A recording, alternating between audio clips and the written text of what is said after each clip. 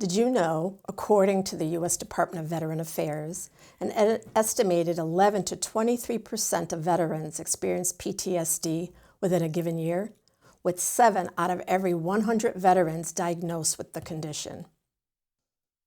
Welcome to Let's Talk About Veterans, the podcast dedicated to meaningful conversations about those who have served our nation. I am your host, Dorena Federici, and today we continue our commitment to sharing authentic veteran experiences. Today we'll be talking about the importance of nurses in our conflicts. Our sponsor of this video is the Wethersfield Veterans Commission for their support on bringing America's Freedom Tribute here to Wethersfield along with the cost of freedom. So we do thank you again, the Wethersfield Veterans Commission. And I'm so excited because our guest today was an Army psychiatric nurse in Vietnam. We always hear about surgical nurses, at least me, that's what I've always heard about. But I never heard about the psychiatric nurses, and really, they're needed there or here. So it's very nice we're going to be hearing this story, and I'm so honored to have First Lieutenant Jennifer Glick, who was in Vietnam for 1 year, joining us today and sharing her experiences past and present. So let's begin our conversation. And hi, Jennifer. Thank you so much for coming and sharing with us. Yes, I'm excited. But where to begin? Because my assignment in Vietnam was not the usual one given to nurses. Everybody just presumes that you're a surgical nurse. Doing medical care, and mine was not that way. So I am going to start with a poem that will show you what it felt like when I got my assignment. This is entitled Confrontation at the 67th Evac Hospital, South Vietnam, 1970 to 71. Your entrance was the dull crack of helmet, slide of rucksack to a dispassionate concrete floor. My eyes took in the faded fatigues, slimy boots, the hold you had on your rifle, blanched knuckles strained through grime. From your shoulders hung this necklace, what looked like dried leaves, instead a jumble of withered ears mottled brown and curled onto themselves. That day, I was the mental hygiene clinic, a first lieutenant on call for anyone who showed up, for the GI whose psychology needed repair. Barely 23, not long before this moment, I was at Fort Sam learning to march, read maps, suture wounds on the hind legs of a goat. Who was I to be there for you? Your eyes edged this way, that, would not look at me, and did. So when you finally asked to talk, the air around us condensed a stagnant bubble. My being before you, no less vulnerable, just as bereft. Between us, I knew nothing. And that's how it felt, Dorena. I didn't expect to be assigned to work with a psychiatrist. I really had intentions of working in surgical nursing. To really beef up my critical nursing skills. Right. So when I got this assignment, it was like, what? Not exactly what I planned for, but it actually probably began my destiny, because I ended up in psychiatric care for the most of my career, not all of it. But it was really a disorienting experience to get, because basic training trained us in medical procedures. Right. And the Army way of doing things, like reading maps and marching. Nothing was mentioned about the psychiatric needs of combat soldiers. Right. I mean, I had absolutely no clue what I was getting myself into, so it was very disorienting. Right. And what made you decide to go to Vietnam? Yeah, that's a good. Yeah. I had been out of college for just about a year, not quite, And I was thinking about going into the Peace Corps because I thought that would be the way to go. I could travel and I could use my nursing skills. Somehow, some way, an Army recruiter got a hold of me and told me at that time, this is 1970, about a volunteer program. They needed nurses in Vietnam. So the Army had developed a volunteer program where nurses would just volunteer to serve in Vietnam, and then that would be it, plus your basic training. You could stay in if you wanted to, but you didn't have to. So I was going peace, war, and ended up choosing war. I thought, well, I haven't been on that side of the world. So that's what got me to go to Vietnam. And I got a direct commission as a first lieutenant because I had a bachelor's degree. And the thing about going to Vietnam at that time, though, is that we went over as individuals. We didn't know anybody. Right. We didn't go over as a unit, as a division. So it was really scary. You didn't know anyone. And people came and went at different times. So friendships were hard to maintain because of that. Right. And you were there for a year. A year, yeah. Right. A full year. And I worked mostly at the 67th Evac Hospital in Quy Nhon, which is on the coast of South Vietnam, halfway between Da Nang and Cam Ranh Bay. All right. And it was, what was so difficult about it, it was that one would think it would be combat stress casualties that would be coming to your clinic. And it wasn't so much that. It was more these psychosocial issues that came up. It could be disciplinary problems, racial disturbances, attacks on commanders, drug abuse. So I'm like, whoa.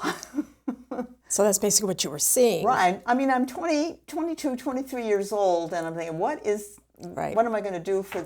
Plus, the guys that we would see, unless it was something that was hospital level of care, very serious, and that once in a while that happened, they would go back to their units. So it was very hard to treat because you couldn't provide support services very easily to these guys. And at the time that I went to Vietnam, this was, between 1969 and 1973, they were withdrawing troops. Right. And there was this polarization, cultural polarization going on in the United States with the anti-war movement, civil rights was going on, and an expanding drug culture. The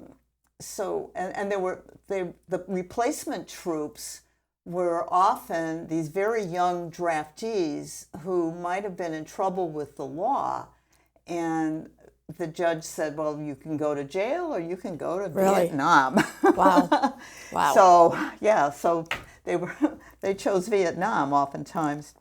So these troops really questioned their purpose there. What were they doing in Vietnam? And sometimes they would come into the clinic expressing this dilemma with the psychiatric symptoms.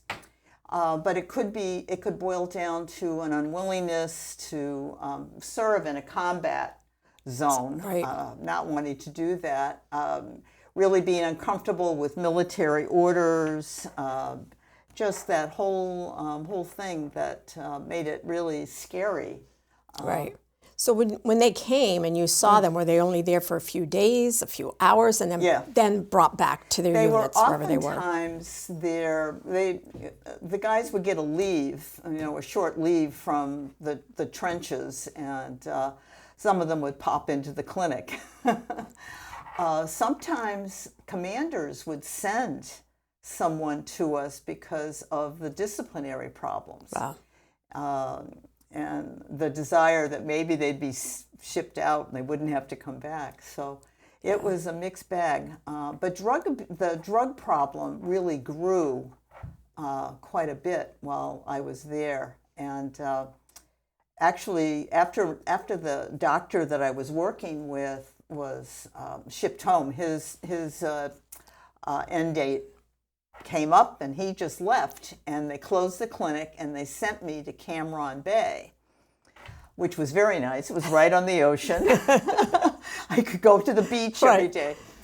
But there was a lot of bad publicity going on towards the military because troops were going home detoxing on the planes.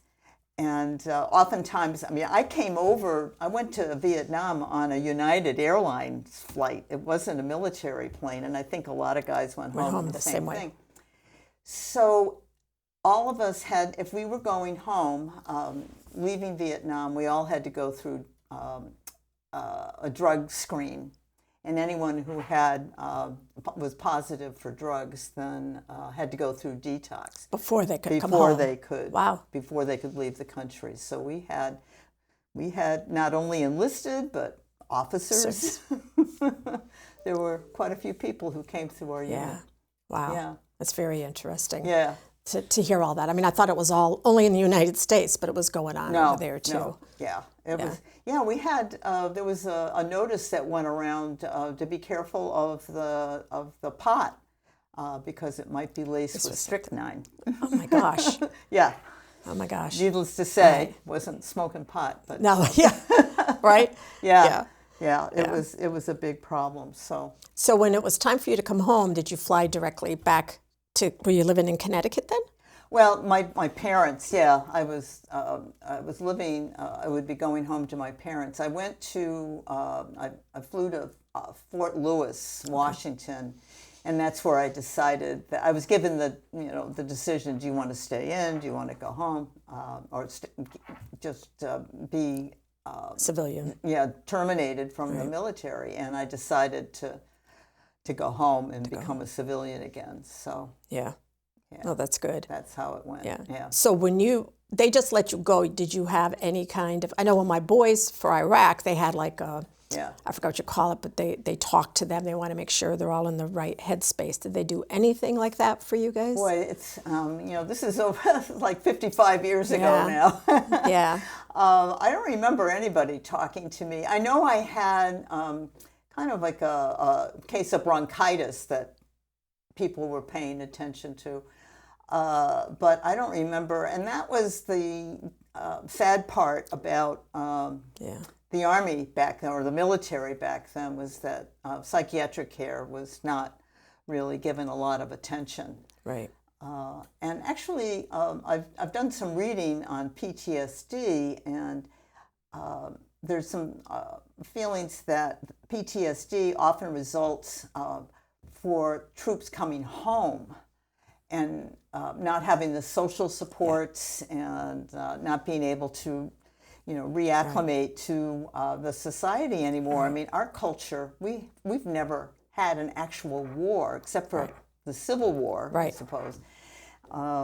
So people don't have a hard time understanding. So PTSD often happens then. Right. But I know there was one thing I noticed with my sons. I think what helped them when they came back from Iraq is that they were still in a unit. Yeah. So they had each other. To talk to. Even though they came home, like the Marine, my full-time Marine, when he came home after coming back from Iraq, it was hard because now he's with family. Yes. He wanted to go back to Lejeune. Yeah. He wanted to go back to be with them. So that's where their closeness is, being together like that. Yeah. So just to let people leave and not have that is tough because what they go through, what they see, who can they talk to? Right. That's exactly it. I mean, when you're part of a division, it's kind of like a tribe. Right. It's all for one for all. Exactly. And that was a big problem for a lot of people serving in Vietnam. I think in the early days they might have gone in as divisions, so that they developed these type friendships. But when I went, it was not that way at all. So I can understand how their sons were. Right. Yeah. And you could understand why they need that because you just don't know. Right. Right. Right. Right. Now, did you suffer from any PTSD from being there? Yeah, and I've read, I don't know of any nurses personally who suffered from PTSD, but I actually experienced a dream that, PTSD wasn't. I was just going to ask that. Yeah. It wasn't a diagnosis until the 1980s. Yeah. So I was wondering. all of a sudden, I developed this dream for 20 years of being sent back to Vietnam, Right. and being chased by the VC, Right. the Viet Cong, Right. and that lasted for 20 years. And Yeah. I wrote a poem about that. Should I read that? Absolutely. Read it. Okay. Let me just find it here. Right. Yeah.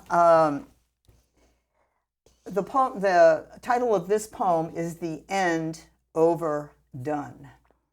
Usually the middle of night, I hurtle through an inky, humid jungle, swatting at ferns, vines, slipping off lichen rocks, finally diving into river reeds where I hold my breath.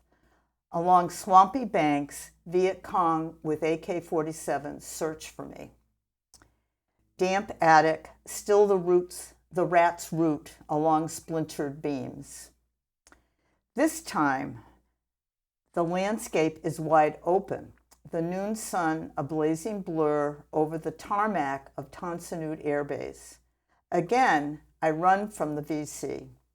But now there's no place to hide, except for the school bus, like a mirage, my only sanctuary.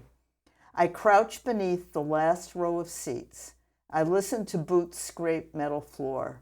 I imagine their rifles scanning the bus front to back, all the way to my final hiding place. The bullet was expected, yet as it pierced my neck just beneath my chin, there was no pain. Instead, life wept relief, warm and sticky over the green vinyl seat, finally to exhale this phantom, this haunting. How quiet when the rain stops, moon swells, the stars find their place. Yeah. And you went on for how many years with That, this dream? the dream dream? went on for at least 20 years. It was in the 1990s that the last part of it, I got shot, and that Right. ended it. And what's remarkable is that I resolved this myself. I was wondering, that was one of the things I was thinking about before I came here. Did she resolve it herself, or did she have to go see someone? Yeah, I didn't see anybody to talk about that at all. So I'm kind of proud of myself. I resolved it and never had the dream again. That's good. And, I've written a lot of poems about my experience in Vietnam, and I think that's been a way to cope, to really just put it down on paper. And and I have my journals from those days. I kept journals from those days. So I go back and reference certain events. Yeah. And when you came home from Vietnam, how was it for you when you came home, family-wise, friend-wise, just your town? Well, my parents it's like, well, you're home. For women, there was, a lot of people didn't acknowledge the fact that women served in Vietnam. So I didn't experience the hostility that a lot of the guys experienced. Yeah. But I just had that dream. So there were some times when a person would ask me, well, where have you been for the past year? What have you been up to? And I said, well, I was in Vietnam. And they would turn their backs on me. They were so sad. Yeah, they didn't want to talk about it. So that was about the worst that I can say about that. Did those dreams start right away when you came back? Fairly soon. Really? Yeah. At least within about a year or two or so, it started. Yeah. And it just, when you're in a dream and you're saying, I'm dreaming. Yeah. What's this all about? But there was a lot of anxiety around it because I was trying to hide. And and they found you. Yeah. Yeah. Yeah. I'm glad you were able to resolve it, though. Yeah.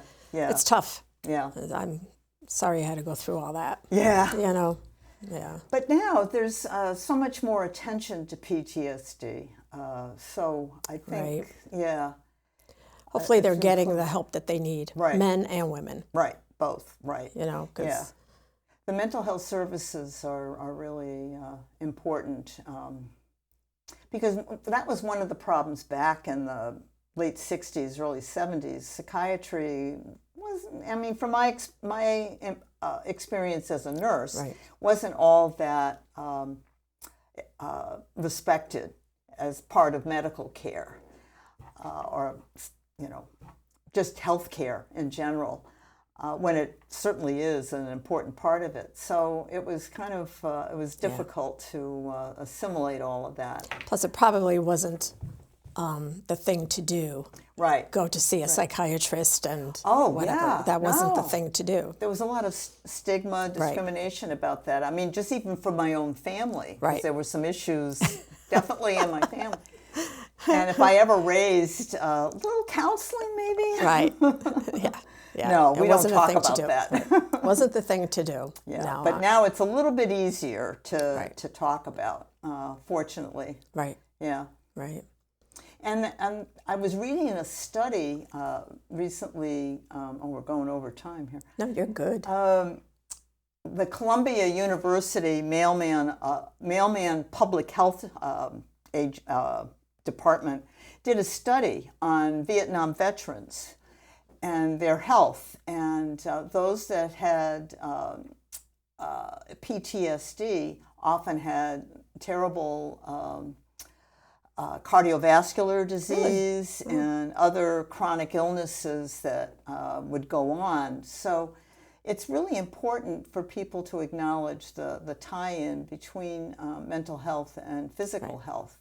Absolutely. Yeah. Absolutely. And it's just, that's what I just loved about, actually, you know, for anyone who doesn't know, I met Jennifer when we were bringing the Cost of Freedom and American Traveling Wall here. And this is how I got to know her and know her story. And it was just wonderful to hear it. And I'm glad she was able to share it with all of you too. It's an amazing story. I learned so much. So here's my question to all of you, is that if you are a veteran or know of one, what support have you found to help you with your PTSD or any other issues that may have happened from you coming back home? So let me know, and I would love for you to share it with me via email. And you can email me at dfederici.aft@gmail.com, and we'll have it in the blog here for you, but it's dfederici.aft@gmail.com. Facebook, visit us there too at America's Freedom Tribute on there, and you're going to see a bunch, you'll even see this there, this recording.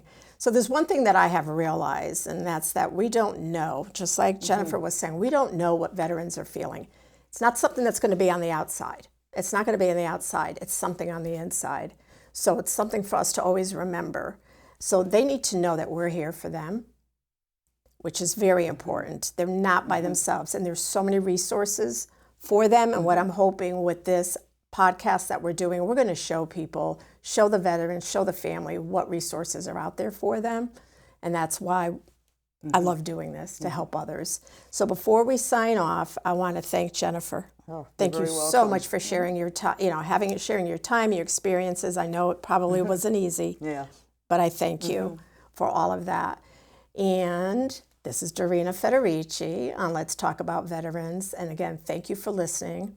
And may we all continue to honor and continue to support those who served our country. And so until next time, thank you and have a great day.